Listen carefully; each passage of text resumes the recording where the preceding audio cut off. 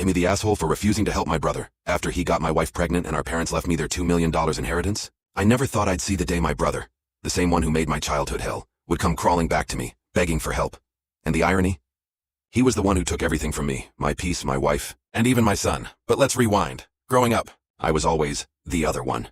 My brother David was the favorite, the golden child who could do no wrong. If he broke something, I got blamed. If I got an award, it was, why can't you be more like David? David was loud, charming, and the kind of kid who could lie straight to your face and still have everyone smiling at him. I, on the other hand, was quiet. I read books, kept to myself, and avoided conflict. But David didn't like that. He said I was creepy for being alone all the time.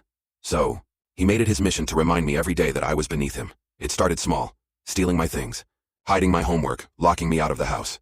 But as we got older, it escalated. He once tripped me down the stairs so hard I sprained my wrist. Another time, he set my hair on fire during my 12th birthday because he said it looked funny. And my mom? She laughed.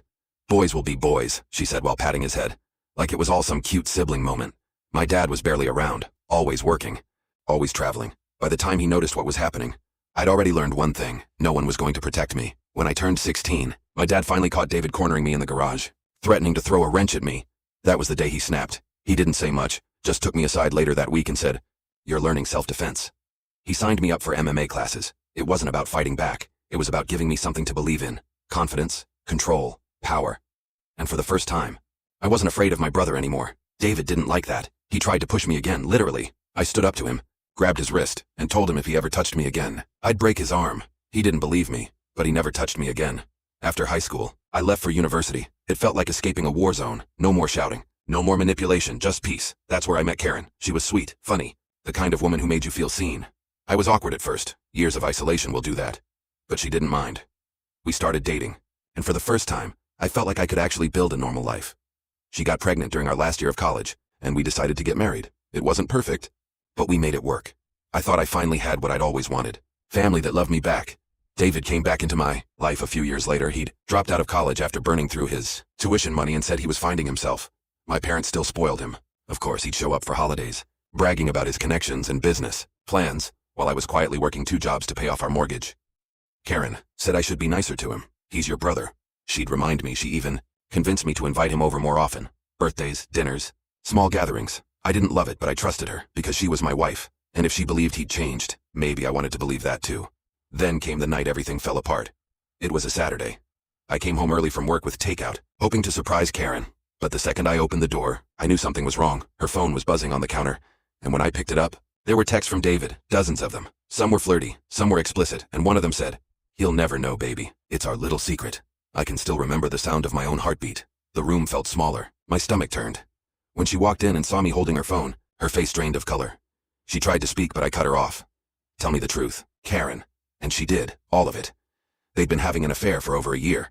It started the same time David started coming around more. And the worst part? Our son, my son, wasn't mine. I didn't even need the paternity test. But I took it anyway. It confirmed what I already knew.